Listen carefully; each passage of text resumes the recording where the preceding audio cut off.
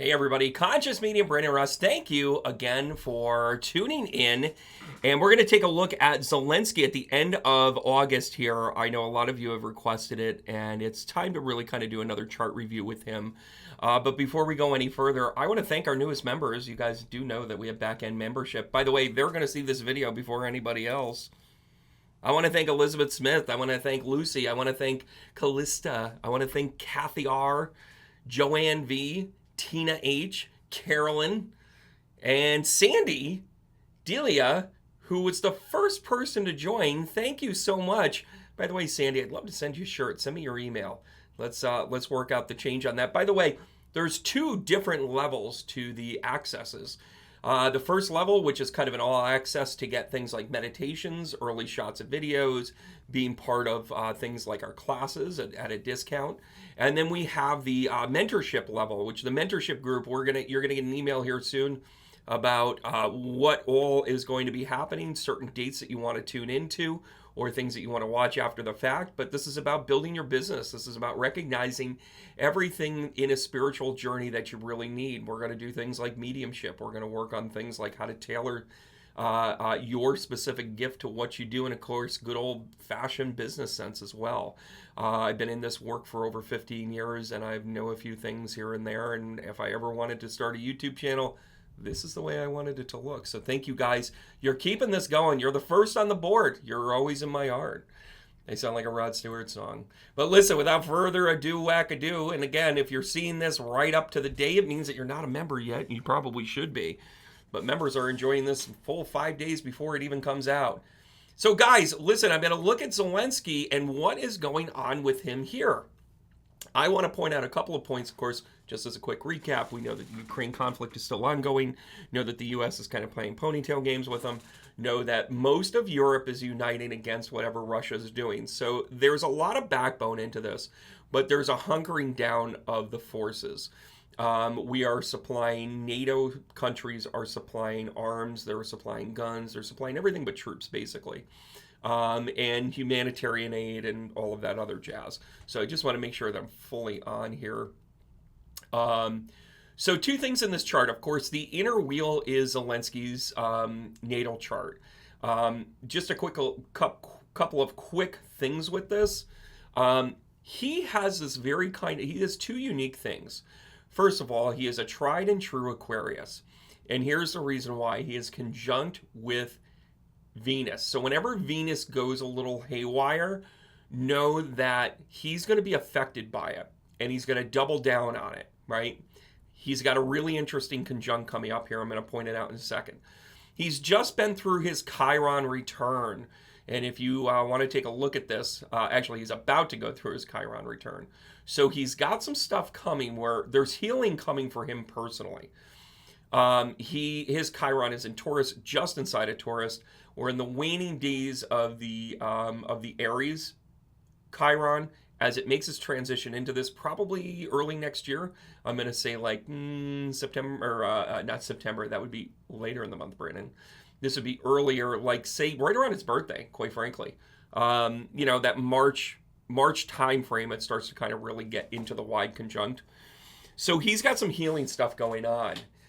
It might be signaled by a loss. It might be signaled by a success. It might be signaled by the end of a war. I know that I've called my shots here a few times on this, and it's not about being right or wrong. What it means is that I think that there's been progression within this war for some time.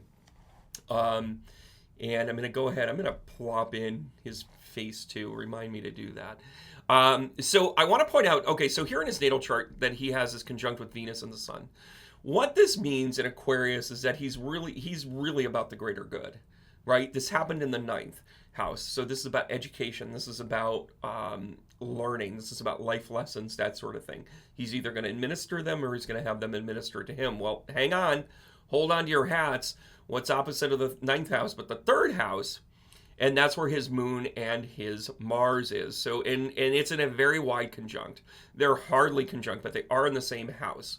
So the 3rd house being about communication, about, being able to kind of like negotiate, that sort of thing. He might have had in his past where he's just been a stark negotiator and said, hey, this is where I'm going to go with this. When it comes to communication with his emotions, he's actually very well spoken. And by the way, Aquarian, any air sign, it can be very good at communication so long as they take a deep breath. Gemini go a little squirrely, right? Libras tend to be very calm, cool, and collected. Aquarius tend to be a little more ardent, if you will. They feel that, they feel that kind of just post Capricorn. They see the BS that Pisces do, whatever. So they get a little more like, I need to kind of tell you like it is. So recognize that as part of his communication style when it comes to things that he's passionate about. Well, he is being affected by what everybody else is being affected by. If you take a look at the 12th house here. Now, his 12th house is pretty clean. Pretty clean. Pretty clean. However, in the 12th house, here later on this month. By the way, I chose August the 25th, full 10 days before this recording. So the dynamic with this is that right now the house of the undoing had this great conjunction of Mars, Uranus, and the North Node. By the way, in Taurus. Now for him, you want to take a look at where the North Node is. Well, the North Node for him was in Libra. Libra and Taurus tend to throw each other off a little bit. It's also very much about him, his North Node being, how do I want to say this? In an air sign means that he's going to be cerebral. He's going to win the mind game. He just is. And I think Putin's kind of up against it here because this is a major, major thing here. So down in the 4th house, we have Saturn coming into what's going on with the sun, right? And by the way, we're into Virgo here at this point. We're into Virgo, right? We're opposite the 10th house, but you have this conjunction with his Saturn. He is going to become incredibly grounded. I think he's going to take his power base back by the end of August. Because right next door in that 3rd house, in the sky, you have this moon and Venus conjunct.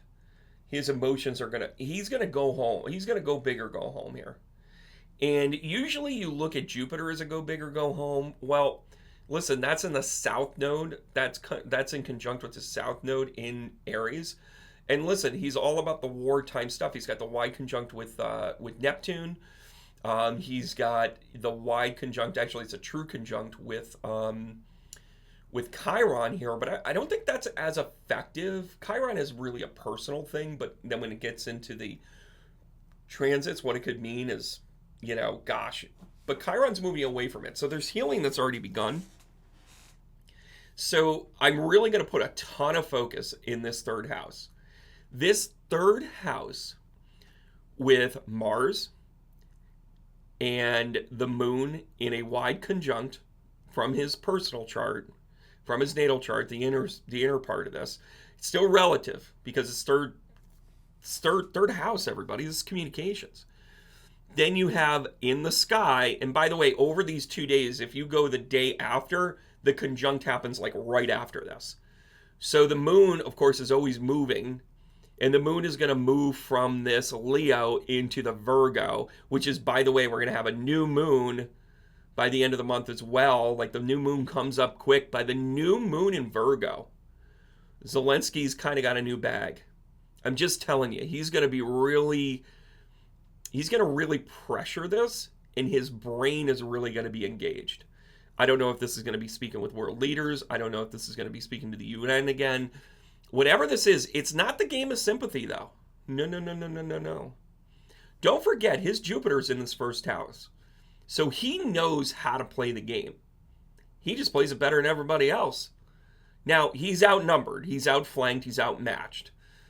He's up against a war against a country that has the GDP, of like $500 billion, where he's like, maybe if he's lucky, 10 billion.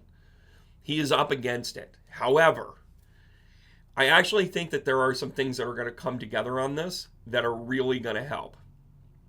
All right, stay tuned, guys. I'm going to do one for Putin as well. I want to make sure that my team, my membership team, are really kind of getting a piece of this. And by the way, I draw on a lot of these videos when I start doing teaching.